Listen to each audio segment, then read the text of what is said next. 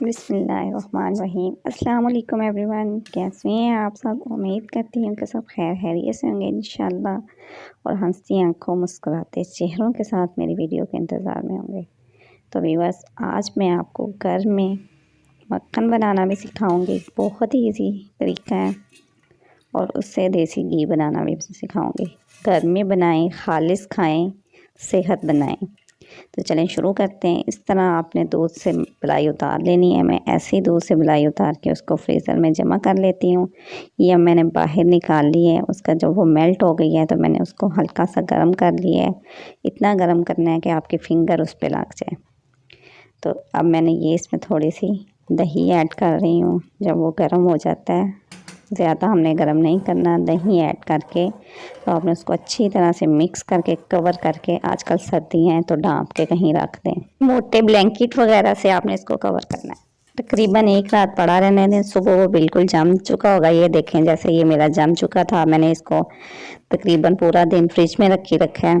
तो अब ये ठंडा हो गया है। अब मैं इसको अच्छी तरह से मिक्स पहले आपने करना है, फिर इसको जग में डाल के, थोड़ा सा जग में पानी डालें, थोड़ा सा पानी उसमें भी डाल के मिक्स कर लें और इसको जग में डाल लें। यहाँ मेरी कुछ वीडियो जो है ना वो क्लियर नहीं है, तो उसको जग में डाल लें आप।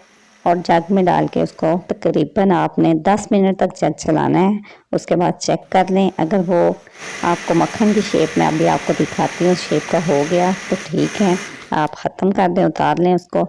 वरना आप दोबारा एक मतलब जग चलाएं। ये देखें, ये शेप आनी चाहिए कि आपको फील हो जाएगा कि वो मक्खन थोड़ा सा ना अलग-अलग बन गया है। इसी तरह आपने जब वो मक्खन बन जाएगा तो उसको किसी बर्तन में जग से निकाल लें, अलहदा बर्तन में। ये देखें मैंने निकाल ली है। इस तरह आप इसको निकाल के तो थोड़ा सा नहीं, एक गिलास बर्फ़ के ले लें और उसमें डाल के तो उसको चम्मच के साथ ज़रा हिलाएं। जब आप उसको चम्मच के साथ हिलाएंगे तो आपका मक्खन एकदम से इकट्ठा हो जाएगा। आपको निकालने में बहुत आसानी रहेगी। ये आपकी मेन टिप है। ये देखें, इस तरह आपने फिर मक्खन को ऐसे पकड़ के पेड़ा बना के हल्का सा दोनों हाथों से उसको दबा के उसकी लस्सी अंदर से अच्छी तरह से निकाल दें। और जो सादा पानी आपने रखा था बर्फ़ वाला, वो भी तो बहुत बेहतर है। वो मक्खन के पेड़े आप उसमें डालते जाएं। इससे उनकी जो एक्स्ट्रा लस्सी होगी ऊपर से वो भी साफ़ हो जाएगी और मक्खन में से स्मेल भी नहीं आती। तो ये देखें व्यूअर्स, हमारा मक्खन तैयार है। आप इसको ऐसे भी फ्रीज़ करके यूज़ कर सकते हैं, लेकिन मैं आपके लिए अब देसी घी बनाऊंगी। ये देखें, ये अब मैंने मक्खन को चूल्हे पर रख दिया है। देसी घी बनाएंगे अब हम इससे।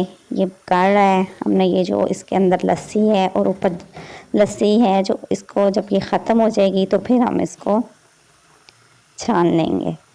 ये देखिए, आपने इस शेप में जब ये आ जाएगा, ये देखें जो इसके ऊपर वाइट वाइट सी लस्सी थी वो तकरीबन ख़त्म होती जा रही है।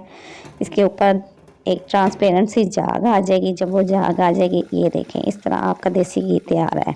अब आप इसको थोड़ी देर के लिए ठंडा होने दें। मैं चूल्हा बंद कर रही हूँ, इसको थोड़ी देर के लिए ठंडा होने के लिए छोड़ रही हूँ ताकि ये ठंडा हो जाए तो फिर हम इसको निथार लेंगे। ये देखें, अब मैं इसको निथार रही हूँ। आप किसी छलनी वगैरह से इसको भून भी सकते हैं अगर आपको जल्दी है। हमारा खालिस देसी घी तैयार है, जो हमने अपने हाथों से तैयार किया है। हमें पता है इसमें कोई मिलावट नहीं है। खुद खाएं, बच्चों को खिलाएं। उम्मीद है आपको मेरी वीडियो पसंद आई होगी। प्लीज़ लाइक एंड सब्सक्राइब ज़रूर कीजिएगा। मिलते हैं अगली वीडियो में। अल्लाह हाफिज़।